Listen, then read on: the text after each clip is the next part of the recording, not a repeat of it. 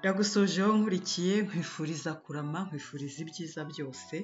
Ni nayo mpamvu muri aka kanya naguteguriye nkashaka kukwigisha uburyo wategura ibiryo mu buryo bworoheje, waha umuntu urwaye wenda ugiye kumugemurira ukumva ushaka kumuha utuntu tworoheje, cyangwa se ari umuntu uje kugusura byihuse ugahita ubura ikintu umutekera cyihuse, cyangwa se kandi biranashoboka ko waba wagize hangover, waraye usomye ku gacupa mu gitondo ukibaza ngo mbese umuntu yateka iki cyatuma umuntu yongera kumererwa neza. Ibyo byose muri ibi biryo ngiye kukwereka ni utuntu dutoya ngiye kukwereka mu minota 5 gusa ukabutekeye umuntu, ibintu byiza kandi byoroheje kandi bimufasha. Twagiye rero, ntabwo ibintu dutegura cyangwa dukenera ari byinshi. Reka duhere ku gitunguru. Ugomba kuba ufite igitunguru, birumvikana burya ni ingenzi muri byose. Igitunguru kimwe kirahagije, ukagikata neza, ubundi ugafata amavuta ayo ariyo yose, ntabwo ari ngombwa aya erayo cyangwa huile d'olive, ugashyira mu isafuriya ugashyira ku muriro, ahasigaye ugatangira guteka. Mwibutse ko uyu muriro ugomba kuba ari mukeya. Niba ari ku mbabura ugomba kuba ufite umuriro muke, cyangwa se yaba ari kuri gaze ukagabanya umuriro. Igitunguru cyacu rero biba byiza cyane iyo twongeyemo na puwaro, kuko ituma umufa cyangwa se isosi igenda neza, ibiryoshye, ihumura neza. Rero ugafata puwaro ukayikata ukavanga, cyane cyane bya bindi byo hasi. Noneho rero iki turi gushyiramo ubona ni seleri, ariko twa duti twa seleri nitwo dushyizemo. Hari abatujugunya ariko ni twiza cyane iyo tworoshye, birumvikana. Noneho rero dufata karoti imwe irabihagije, tuyirape, niturangiza tuyishyiremo. Uko kuntu nkubwira niko bikurikirana, kugira ngo kuko bimwe bigomba gushya cyane ibindi ntibishye cyane. Noneho rero tugeze ku mwanya wo gushyiramo puwavuro.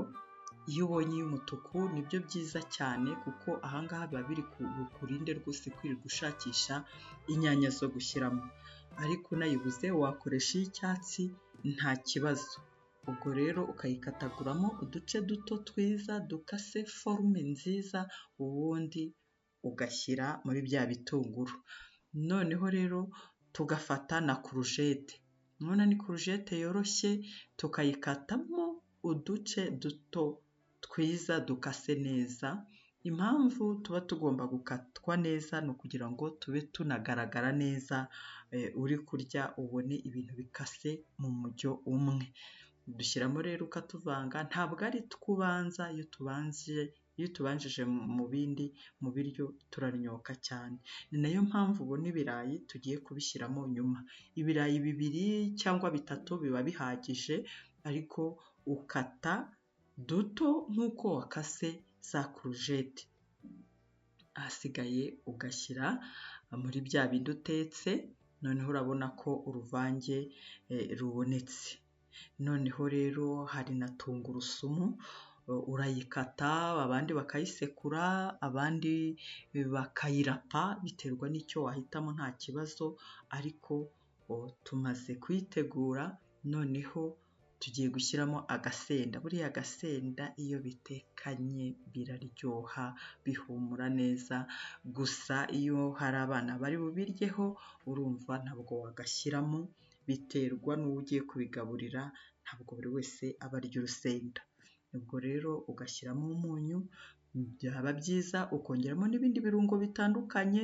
Urabona dushyizemo black pepper, dushyizemo thyme, biterwa n'ibyo ufite kandi biterwa n'ibyo ukunda. Hari n'abadakunda ziriya za black pepper, cyane cyane abana ubona batabikunda, ariko biterwa nyine, nakubwiye ngo biterwa n'abo bitekeye. Rero igihe kigeze tugiye gushyiramo amazi. Uyu we yashyizemo amazi yabijije mu mboga zisanzwe, kugira ngo ayo mazi abe afite intungamubiri zihagije. Niyo asutse mwa bino biryo, noneho agapfundikira ukabiteka mu minota 15 kugira ngo bishye neza. Za seleri twamaze gukata tugomba kuzishyiramo, ariko biba byiza seleri iyo uyishyizemo bihiye rwose nta mwanya bisigaje, kugira ngo ya supu yacu ize guhumura neza, ihumure neza cyane kubera ko uyishyizemo mbere umwuka uvamo kare. Ubwo rero wabibonye ko byahiye, umuntu ari kubyarura ubundi ugafatisha nk'umugati, biba byoroshye. Iyo ufatishije umugati ku ruhande, uriya mugati wo babanje kuwumisha kugira ngo